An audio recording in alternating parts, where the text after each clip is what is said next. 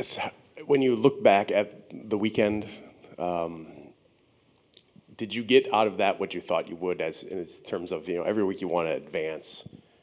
You saw a different challenge over the weekend.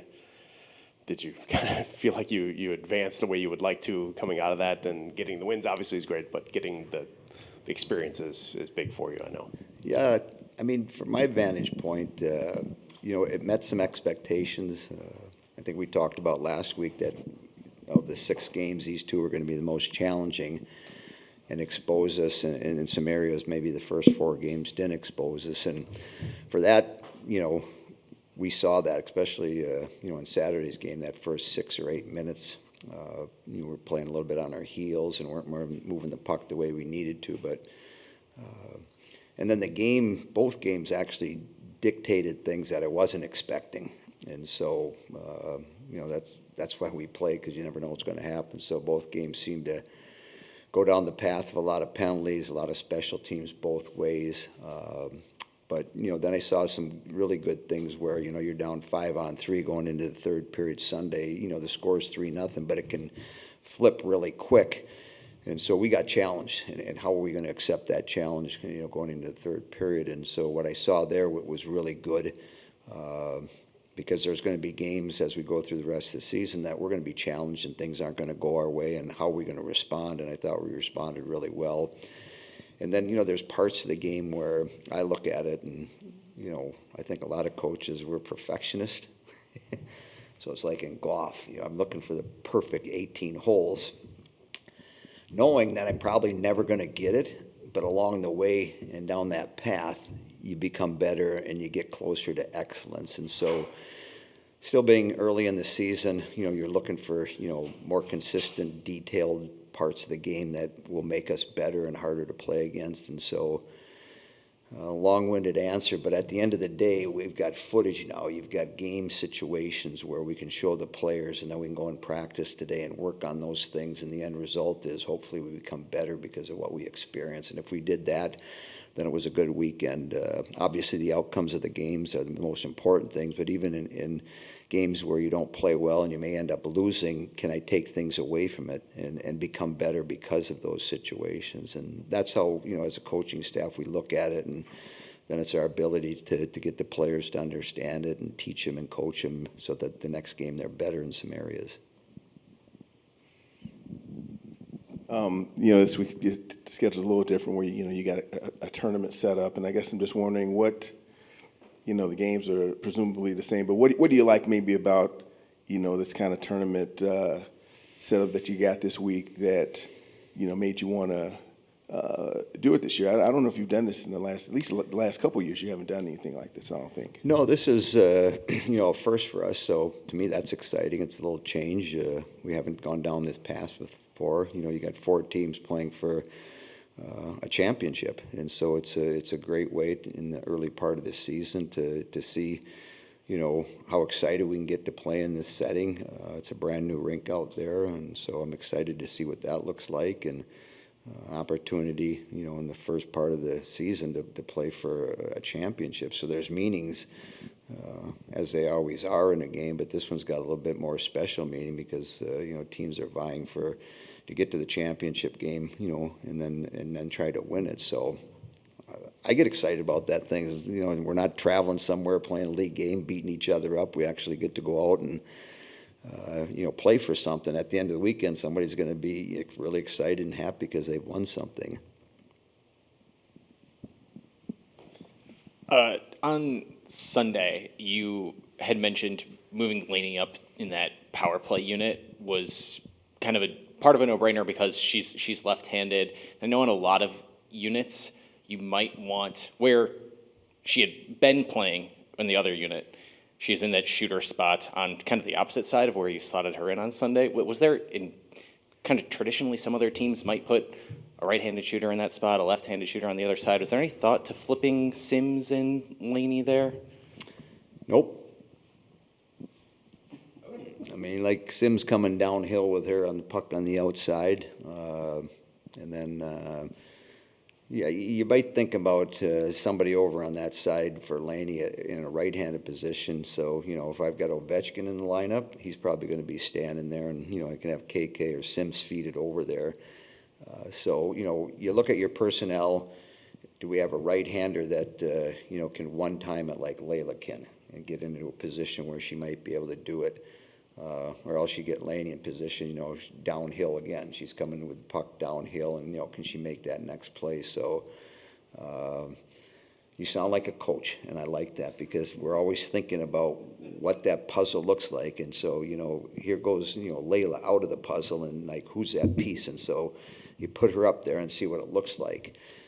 The hard part about last week was, we didn't have the personnel to practice with that first group on the power play.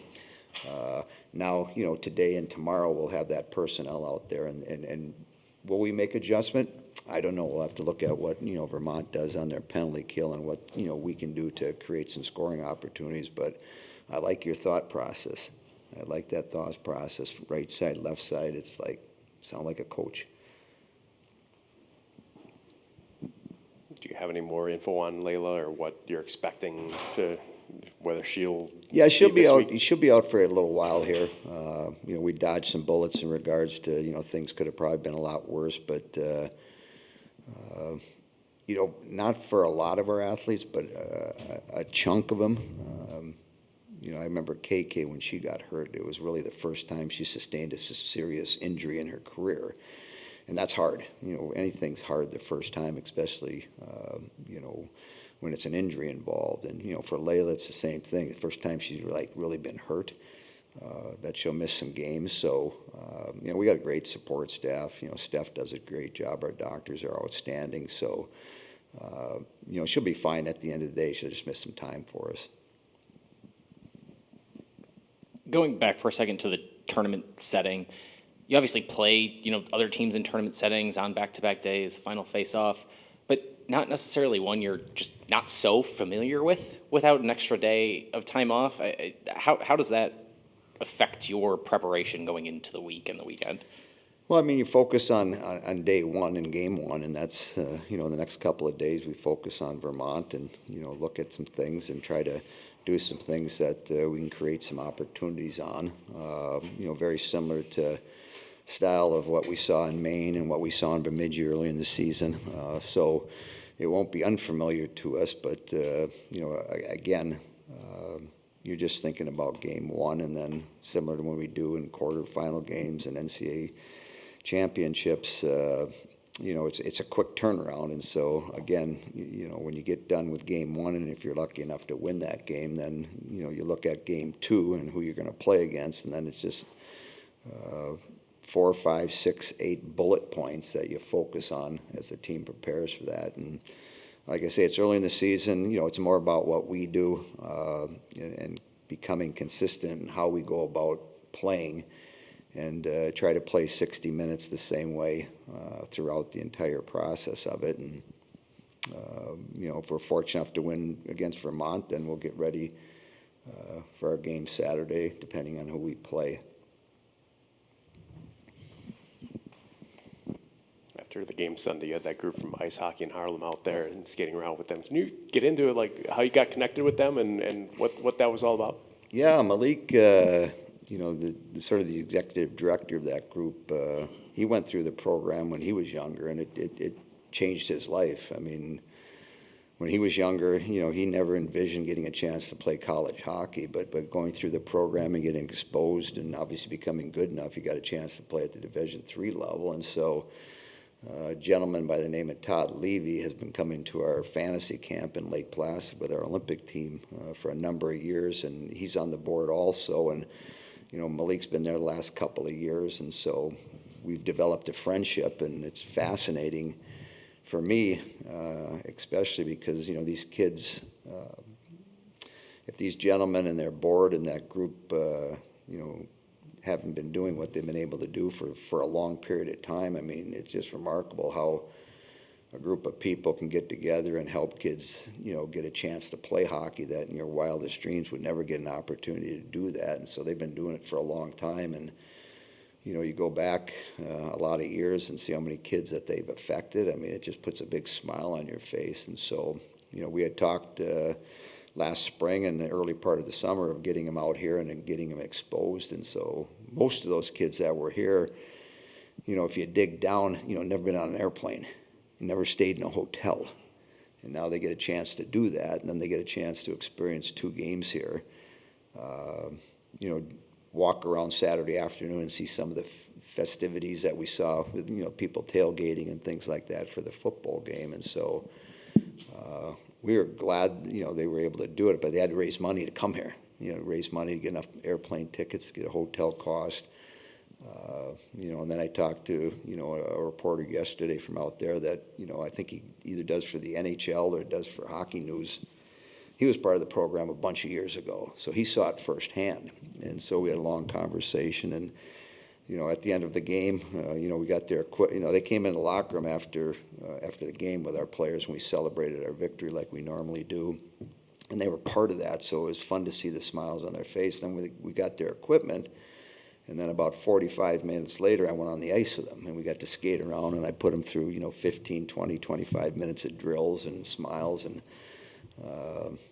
it's interesting because as you travel to the rink, you probably jump in your car and get here, and it takes you 15 minutes, 20 minutes, whatever.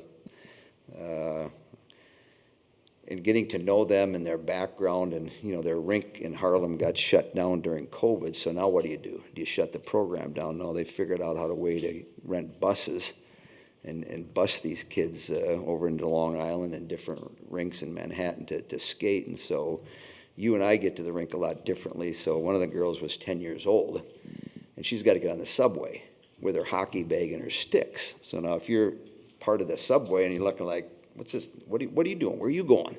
Going to hockey practice. Well, she gets off the subway, then she's got to get on a bus and sits on a bus for 45 minutes to get to the rink so she can practice. And another young lady's got to take a cab. So I get the cab, I put my equipment in the cab, put my stick in the cab, and and so it's just really refreshing to see people willing to not only raise money, but to create a program that can really be effective to kids' lives. And Malik's a classic example because he would have never gotten involved in probably a lot of things that he's doing right now. 1, playing college hockey, 2, getting, a degree from college and going on and doing really good things, and then now giving back.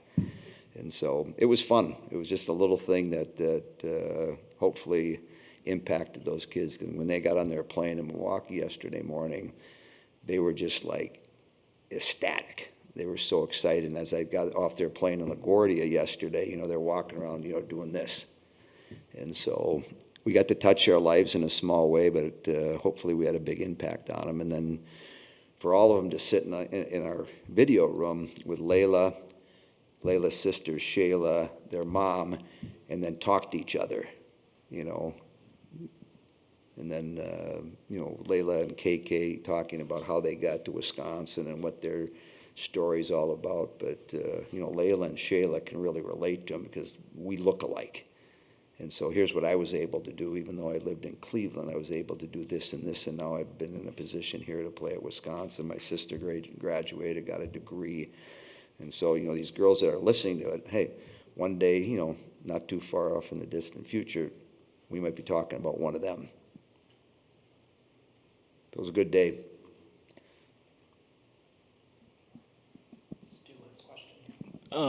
Kirsten's off to a little bit of a, having a jump on offensively to start the year. What have you liked from her so far? Who's that, Sims? Yeah, Simsy.